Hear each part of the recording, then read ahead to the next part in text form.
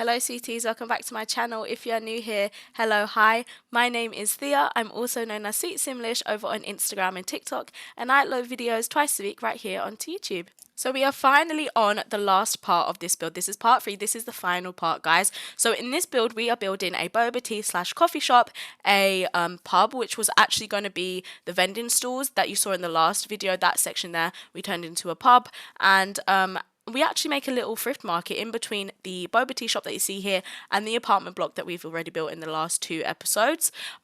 So yeah, this boba tea shop, it doesn't really have much inspiration. Like, I wasn't going off of a picture, I didn't have a reference picture. I was just sort of going with the flow, and I suppose I was making a build based off the coffee shop that I used to work in. I used to work in Pret-a-Manger. For any of the UK girlies. Oh, actually, I think they have it in America now as well. They actually have Pret-a-Manger in America. I don't know about like Australia or Commonwealth countries. I don't know. I don't know if they're in that international Pret, but they are big in England for the corporate working people.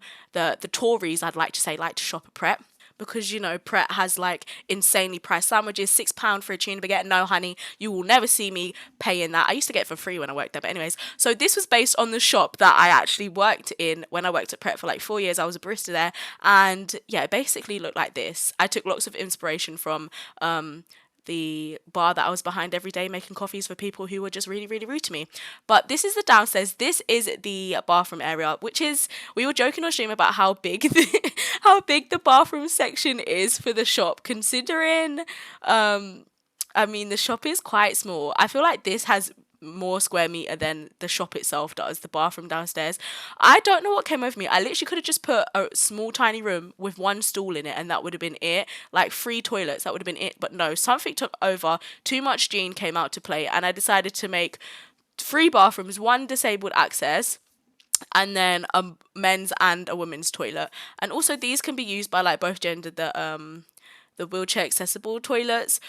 So yeah, I guess you can pee wherever you want in this build. Now this toilet, especially the disabled access toilets, sorry if they're not called that, I'm not really too sure what to call them. I'm a bit ignorant, I'm sorry. I don't mean to cause any offense though, but that was really fun to build. Like, we was really imaginative with the items that we used, because we needed like a handrail, and you saw that I put a pipe there. That's meant to be a handrail. And then somebody in the chat suggested that we make an alarm button, like a if you need assistance button. So we actually use a fire alarm for that button. And you see those little poofs that I just put in the counters? That's meant to be like a baby changing station. So this is actually a wheelchair accessible, family friendly toilet space, which I'd never ever even thought of building in The Sims before, but that was really, really fun to build. I really enjoyed that specific toilet.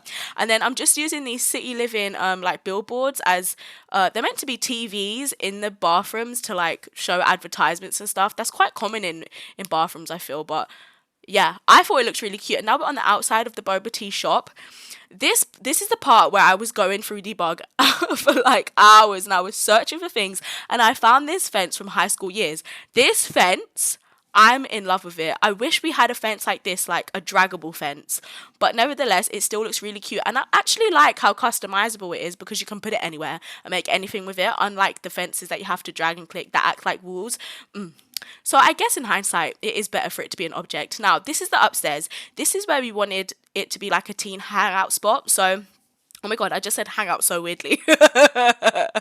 So we actually put in a ping pong table. I was debating whether to put a foosball table in there, but I thought ping pong table is probably better because, you know, it's just more aesthetic, honey. So I thought we would continue the orange theme that we had downstairs upstairs, along with the black, and it actually came out really nice. And as you can see, I used a platform to raise the sofa, so it's like the same height to the table there. It's not, those sofas won't be accessible, they're not functioning, but it looks cute.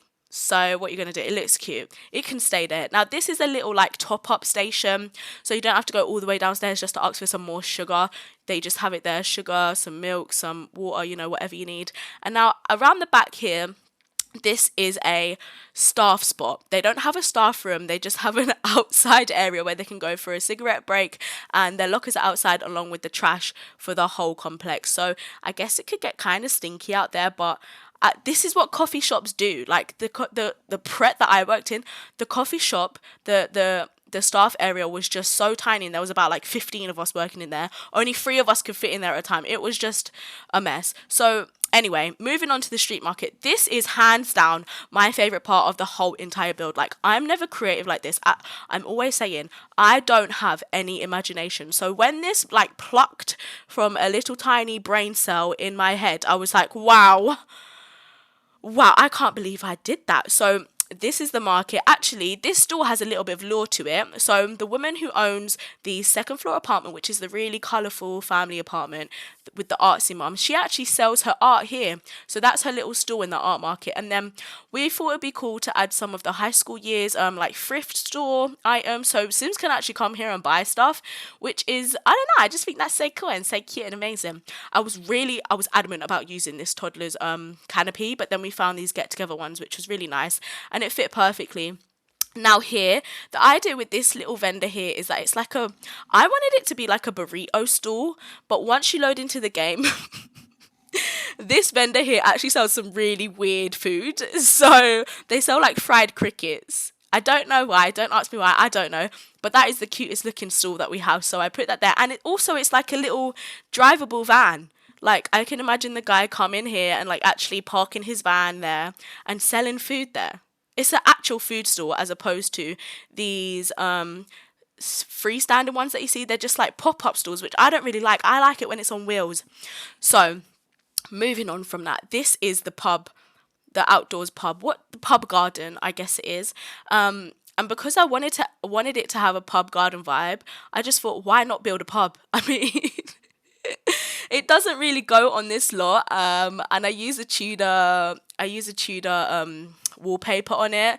So I mean, it's a bit of a juxtaposition having a really old building next to a like 3-story hyper modern apartment block. But I guess that's what you get. Like, you get that in London. That's what you get in London. This isn't meant to be London or based on London in any way, shape or form, apart from the apartment build. Like, the surroundings were never meant to be London-esque or British in any way. It was just meant to look cute. I was actually debating whether to turn this into a fish and chip shop, so I'm quite glad I didn't do that, and I turned it into a pub because it really came out really cute. Now here, because this is a tall wall height, I had to make that illusion that it had 2 floors. So inside, the windows actually look quite jank because it's all one wall, but the windows are like really high on the wall. But on the outside, it looks cute. It looks like there's 2 floors, but there isn't. I just had to play with the optical illusion there a little bit to just make it look not so weird. Because there, it looks like it has 2 floors. It does, but when you go inside, it only has one. It's one massive ceiling. So I thought I did a really good job at just making that illusion that it actually has 2 floors. I played around with like the what are those called, like the ivy things that are on the walls, and also I guess just playing around with the wall height. Well, I had to, otherwise there was no choice. Otherwise it would look like a really tall building, and pubs are not that tall. Anyways, going into the inside, this was thoroughly inspired by your local Wetherspoons. It really was. Now, I don't know how many pubs actually look like this on the inside, but I tried my best, besties. I really did. I've only been to like 3 pubs in my whole life, and that was one at uni, the pub that I grew up in, and some random pub in the middle of nowhere in the countryside, and they served us a cold roast. Now, they all looked very different from each other, but they all had one thing in common: nasty run-down toilets, and that's what we're building here. We was inspired by that one video where the girl goes down 20 million steps to get down to Wetherspoon's toilet, and that's what we went for here. We did like some old granny wallpaper in the bathroom itself, in the toilet itself, and these get to work prison toilets. That's how it really feels going for a poo in a Wetherspoons.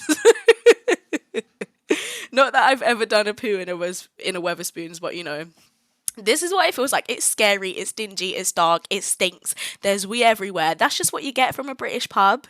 Don't be expecting luxury, because you're not at the Ritz, honey. You're at Wetherspoons in Colchester. I don't know where Colchester is, but that was the first thing that sprung to mind. So shout out if you live in Colchester, and shout out to your Wetherspoons. But yeah, this toilet was heavily inspired by chat. I was getting loads of, what are they called? What do you call it when somebody makes an input from chat? They decided that we should do a cleaning cupboard, and yeah, that was the bathroom. Now this is the staff room / Oh, what is this part? Kitchen. Oh my god, I'm blanking on everything. This is the staff room slash kitchen. We had like a little mini fridge and a microwave, because when you're at Weatherspoons, your food is not cooked in an oven, it's cooked in a microwave, honey. And that's actually where you go to pick up your drinks from the outside as well. So I just thought that was cool to have everything in that one part. Now, the inside of the pub itself, you can see that the windows are a bit janky. Like I was saying, they're really far up on the wall because it's a tall wall height, and I needed it to look like 2 floors from the outside, but it's not. It's just 1 floor inside. So yeah, the bar itself, perfection. It suited this build a lot, but then it came to like zhuzhing it and making it look nice, and I was just thinking, what the hell is even in a pub? Like, what do you have in a pub? Like some nasty rundown leather seats and a dartboard. So that's what we put like a little bar stool in the corner where the old guys just sit and look at you when you walk through the door. We love that. We don't really love that actually, but gotta keep it real. We gotta keep it the realist in The Sims. And now we're back onto the outside. This is that pub, the garden pub. Can you tell I'm running out of things to say? This is the garden pub. It's inspired by every garden pub you've ever been to. It's really cute. It's really nice. I don't know what else to say about it. These are the garden pots, the plant pots. I thought they were really cute actually. Put a little bit of colour into the build. And then next we just put a little pet bowl down next to the entrance, because people love to bring their dogs to pubs in England. And so we have reached the end of this build. This is the end of this build series. I really hope you enjoyed it. I hope you had as much fun as I did building this. If you would like to download this little world, I guess it is, into your game, it is on my gallery now. It's been available now for almost a week, I think. So you'll be able to find it on my gallery. If you liked this build, guys, please leave me a like and let me know what you liked about it in the comments below. I will leave you to enjoy the screenshots, and I hope you have a good day wherever you're in the world. See you very soon. Bye bye.